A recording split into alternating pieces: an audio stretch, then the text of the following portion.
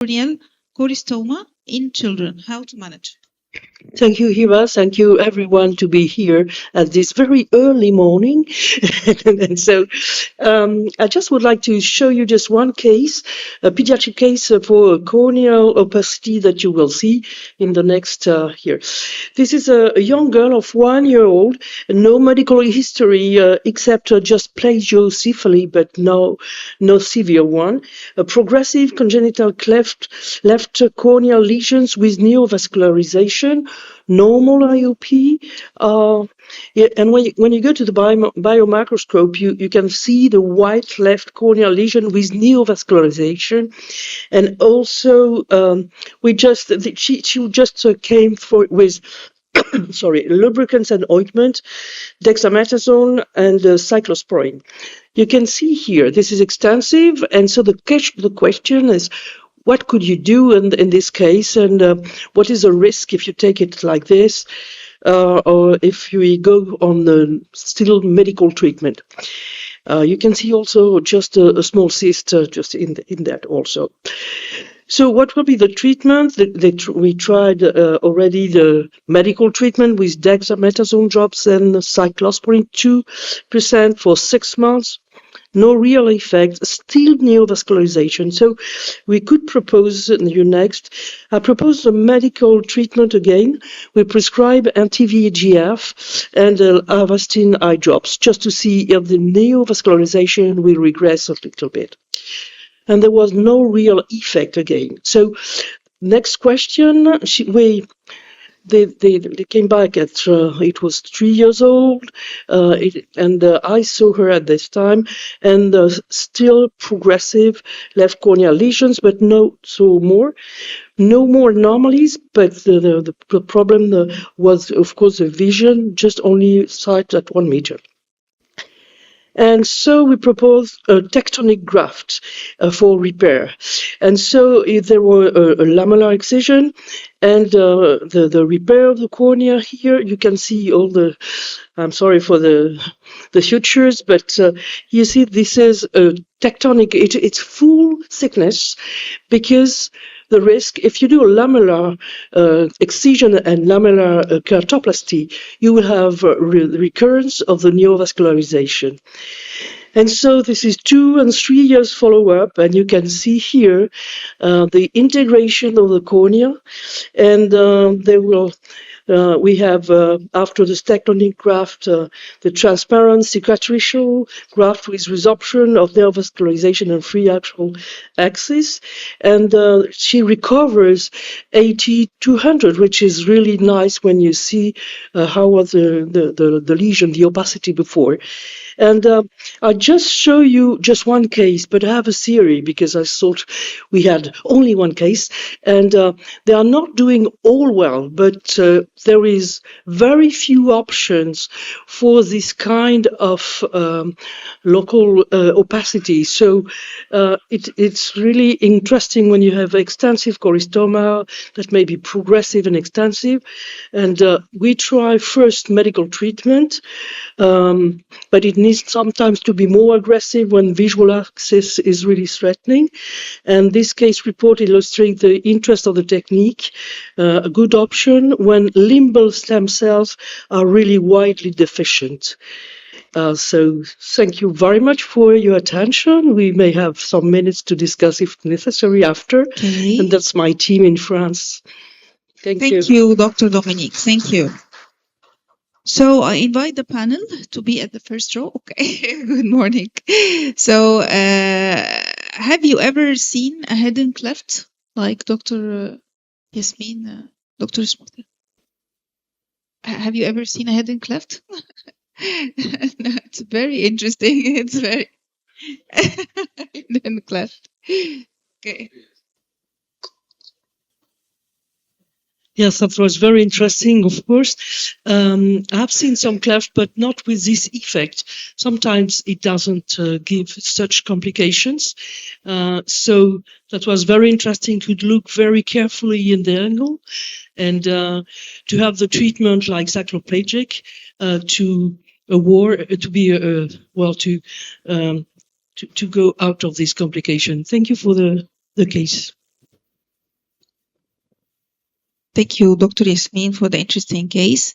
As regard the hypotropia in thyroid ophthalmopathy patient, I would be very careful if I did a single inferior rectus recession in a case of thyroid ophthalmopathy, Dr. Osama, because in most of my cases, when I do just unilateral inferior rectus recession, after a while, the patient develop consecutive hypertrophy in this eye because he had unmasked tight inferior rectus in the other eye. What do you think about this? Have you ever seen such cases? I don't have large number of cases, but let's say I have 10 patients per year. Yeah, most of them are corrected by one muscle, and I'm following them long time. I didn't see them; they reverse it. And as you mentioned, it's very strange. You have one eye only with hypertrophic muscle. The other muscle is almost normal, as you see in the ChatGPT, even with too much hypertropia. So it is not necessary to get the other eye. I didn't see unless that. you have any other deviation. But if you have some incidents by the CT scan or something like that, it would be for sure. طب Dr. Walid, you have a comment?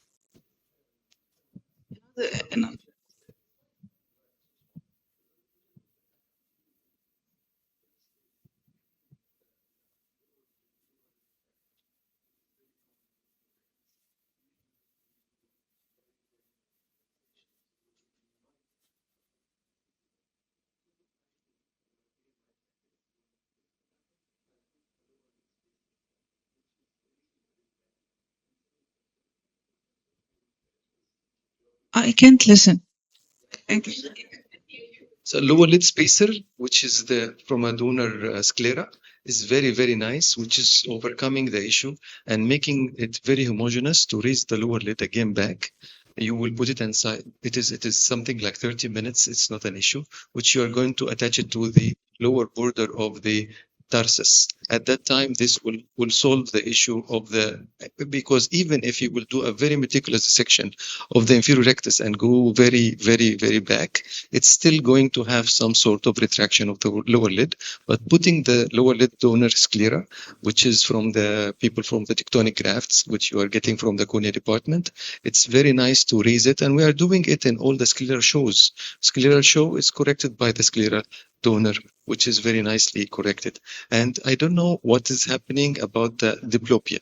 If there was with the patient's diplopia and they are already corrected, but I'm not against a single muscle. It is fine, definitely, but I'm not against. But I'm sure that it is very. Sure, you must do one muscle if you have this only problem. But I'm talking about the counseling of the patient. In 50% of those patients, they develop division in the other eye. Sometimes it will be unmasked, tight inferior rectus in the future. But Dr. Amish, the issue is also that we're supposed to fix the substance. Can I just make just 3 comments? Number Please. One is, if the deviation is beyond 30 or 35, probably we'll have to do 2 muscles. 2 muscles. If you want to do the bilateral inferior rectus, if you want to do it, imaging, even after decompression, it helps a lot. If there is an enlargement of the other side, you won't have that masked inferior rectus tightness. Yes. And also intraoperatively, you can do a FDT and then you do it so that you can avoid this consecutive. And many of these diseases may not be bilateral. It can be just unilateral. Yes. So if it is beyond 35 or 40 prisms, you might have to do the other eye superior rectus or something. Second point is, I completely agree with the fact that he said tarsorrhaphy is not the real treatment for retraction. Number one, you can do a spacer. I don't have experience with the spacer. Dr. Manoj is working in Birmingham. What he does is, I've learned from him, when you do a recession, the retractor also, he puts another suture. So you recess the muscle by 5 or 6 millimeter, but the retractors also is pulled there. Yes, so that's a beautiful technique. I do this. I do this in all my cases. It's really helpful. These are the 3 comments I had. Thank you. Okay, thank you. Another comment, Dr. Dominique.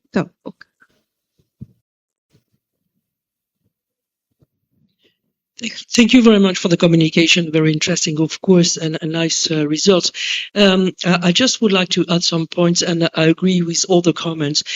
First, you must be sure that the endocrinologist has a stable situation, because if it's moving again, it will recur. So that's very important to have that.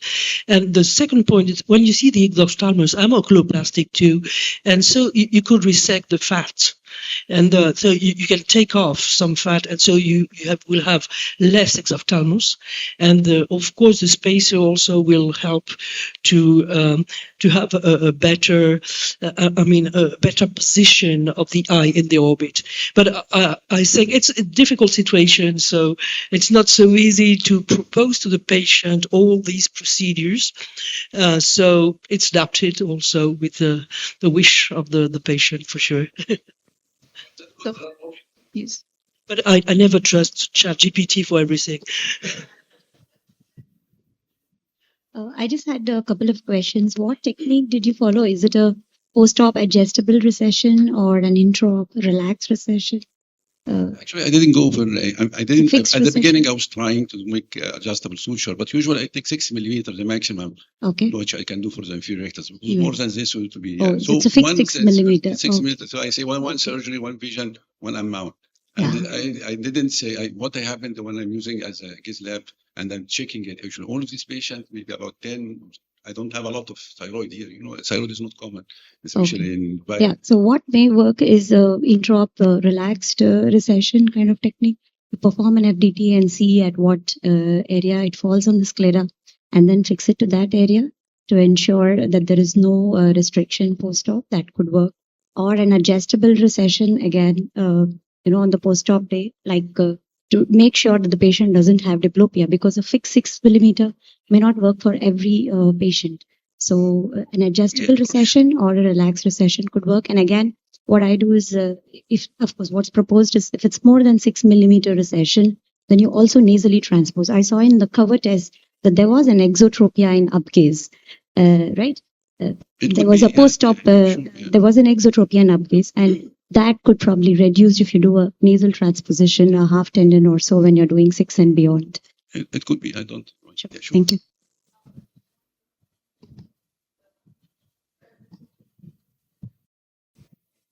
Thanks, Dr. Osama, for the nice talk. I have a question about the suture. Would you use absorbable or non-absorbable suture for inferior rectus and thyroid eye disease?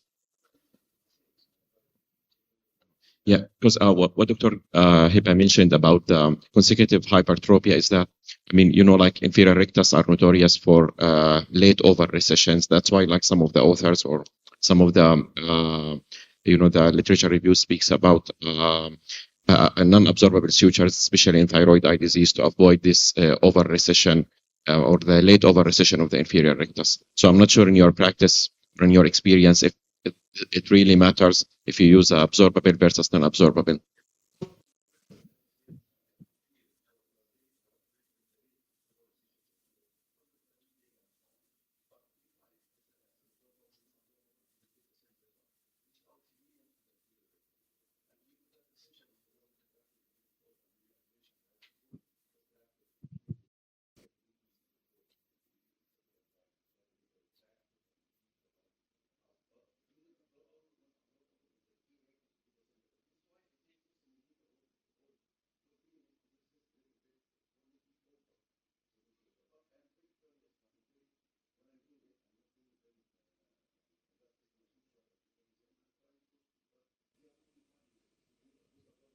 Okay, got it. Thank you. Thank you.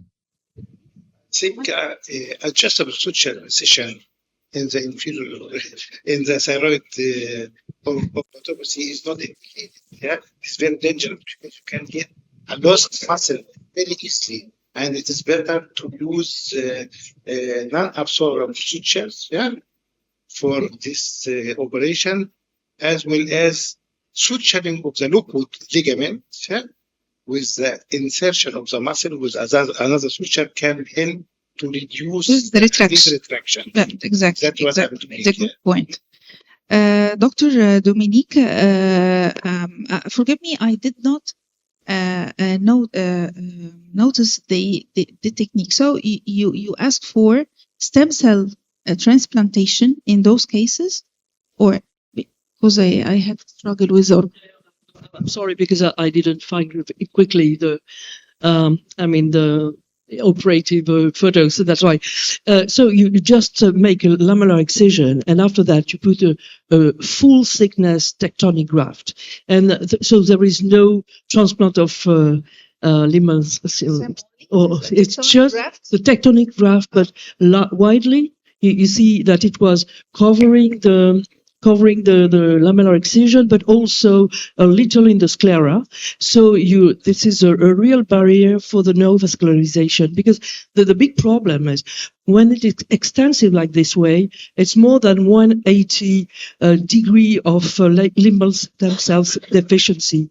So if you just put a lamellar graft, you will have the recurrence. I think maybe bad, it may be worse. So that's what the technique is. Not so complex, but not so well known, and it was not used in this kind of cases. And so do you have? You were talking about the neovascularization. So what do you think about the Avastin injection dose? I did. So we did with eye drops and did also. No result. So you advise to start first with the eye drops and Avastin and everything, and then to do tectonic grafts. Why there is no effect is because the limbal stem cell deficiency is too extensive. Yeah. So there is no barrier for the neovascularization. It's very important cases, because you might find it in cicatricial cases, Stevens-Johnson syndrome, chronic sprain catarrh, and allergic conjunctivitis might result in such situation. So any comment for Dr. Dominique? I have some cases like this, so I need to publish all the board, and they will be included, and there is good result also with bullosa epidermolysis. So very nice job. Very nice job, doctor. Okay, doctor. Do you have any experience with amniotic membrane transplantation? Does it help in this case, like after excision or curettage of the lesion? That's very interesting, but I did, and in those cases they recur for the neovascularization and opacity. So I think it's not enough to block the neovascularization at the lipus in the lipus. Visual outcome. For the because outcome, I think we are high astigmatism or what? not too bad because not too bad really. I don't remember exactly.